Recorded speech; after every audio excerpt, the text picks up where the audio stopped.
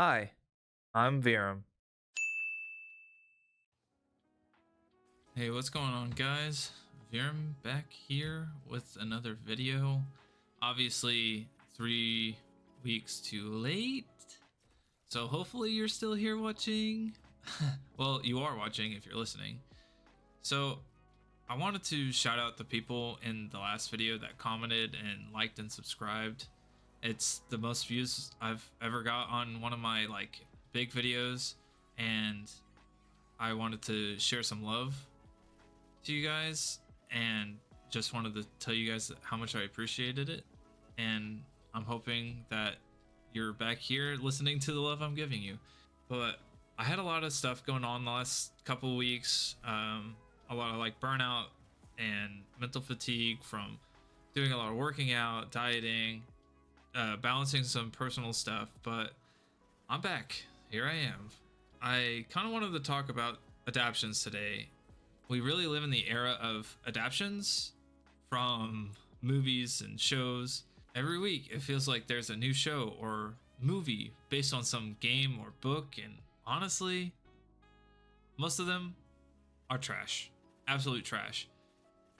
You get a few gems, like Arcane or The Last of Us, which has been amazing, by the way. Just finished episode 4 on Sunday.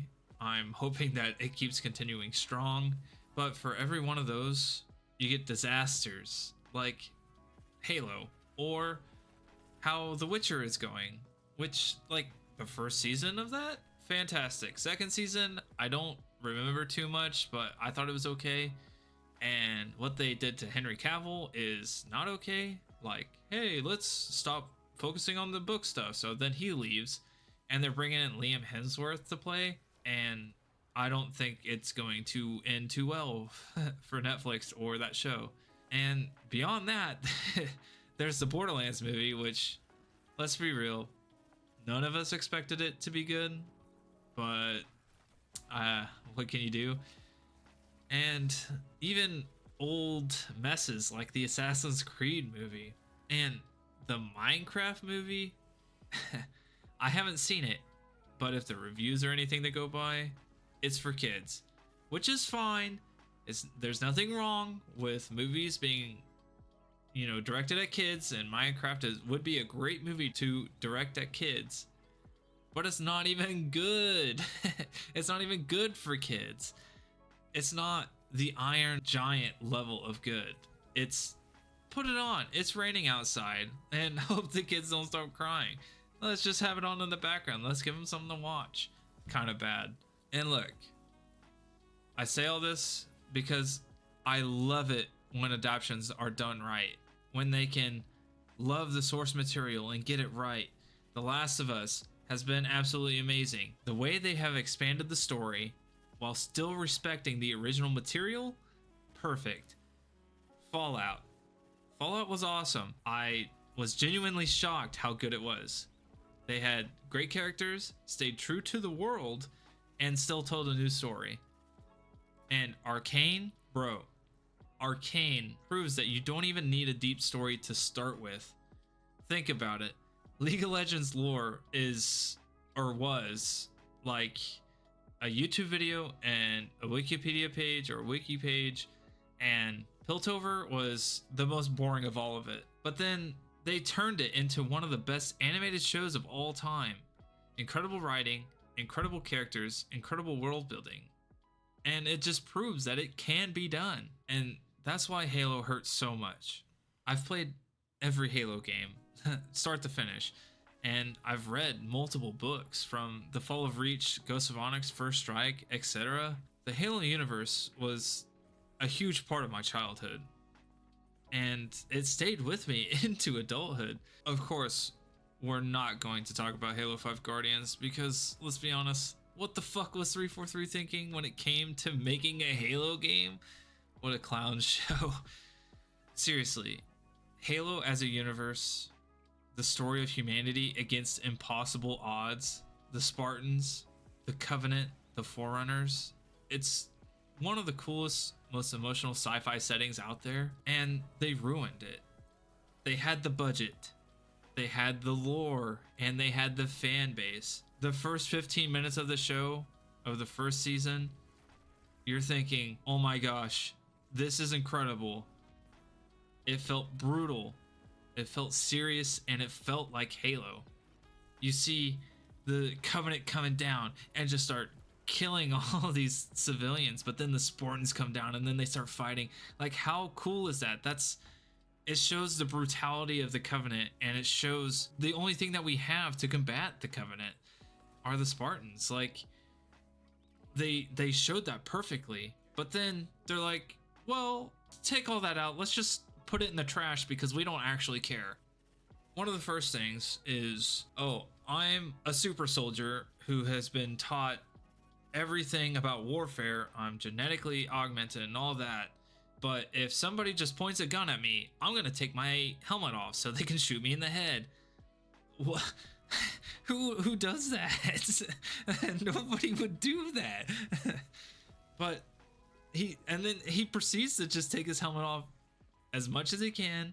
Then there's random political plots, made up characters, boring drama, and no respect for what made Halo Halo, the lore, everything behind it. It's not Halo. It's just a bad sci-fi drama that happens to have a Master Chief skin running around. Just like Fortnite, that must be Halo because Master Chief's in it. And season 2, they took the fall of Reach, one of the most pivotal, most important moments in all of Halo, is squeezed into just one episode. One episode. Fall of Reach is supposed to be a tragedy. It's supposed to have weight, and it's the backbone of why Spartans exist. Well, not really, because you think about the Spartans really being created to fight all the insurrectionists. It's not really that great. Spartans are actually a super tragic story in a way, but it's the backbone of why humanity even survived the Covenant. And they made it feel like, oh, well, it's just a random Tuesday, let's do a side mission. It's not disrespect, it's criminal. It's criminal to ruin it like this. You know what drives me crazier? The fact that we know a great Halo adaptation is possible because we've seen glimpses of it before.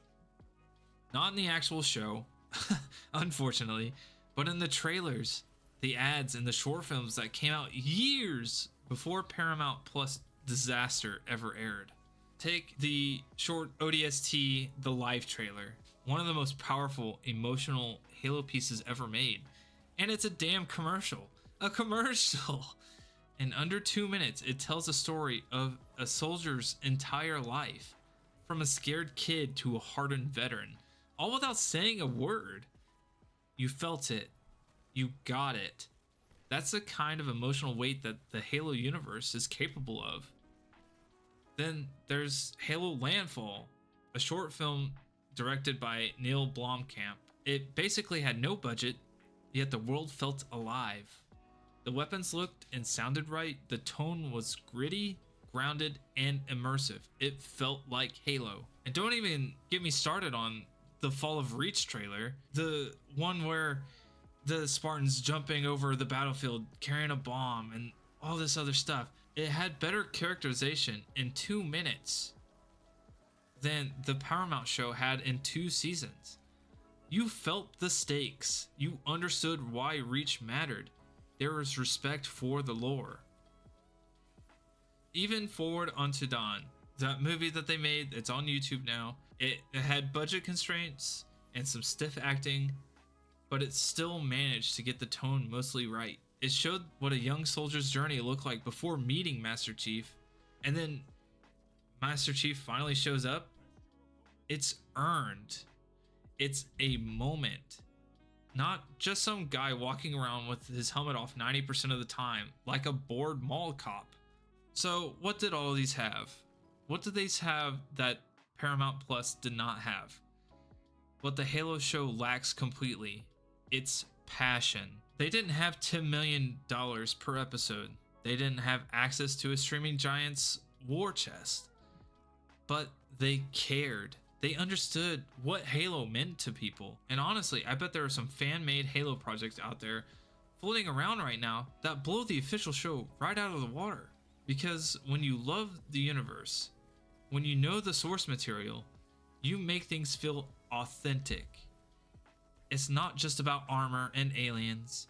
It's about the humanity in the war, the weight of sacrifice, the scale of the conflict, the mystery of the Forerunners, and the bond between Spartans.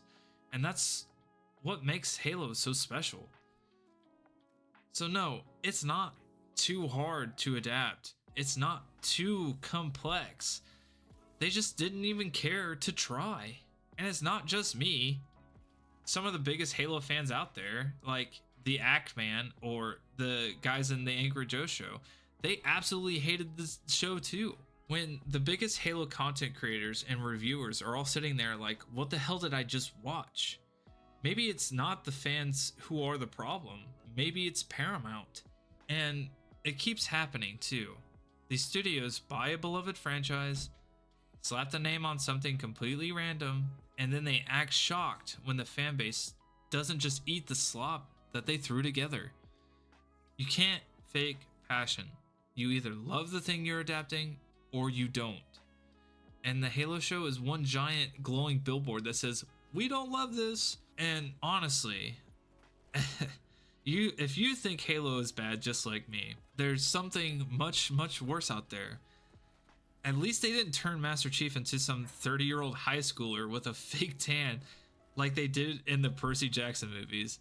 Dear God, let me tell you, Percy Jackson is the worst adaptation that ever went from books to movies, which the TV show is great, but the books turning into movies and the movies were so bad.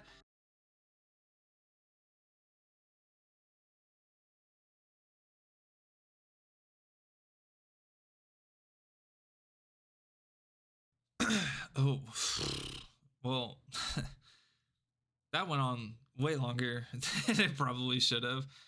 But, anyways, adaptations. They're either masterpieces or they're crimes against humanity. And thanks for letting me vent to you guys. Let me know what adaptations that you love or what you hate. Tell me that I'm wrong, and I'll tell you that you're wrong, because my opinion is definitely much more right. Halo, the TV series sucks. No reason to watch it. Wait till they do something better. Or watch all the stuff that I talked about in this video. And thanks again for all the love on my last video. Be sure to like and subscribe on this one. Comment what you think. Tell me what I did, what I didn't do. And if you feel victimized by some of these adaptations, then you have to leave a like too. But either way, I'll see you in the next one. Deuces.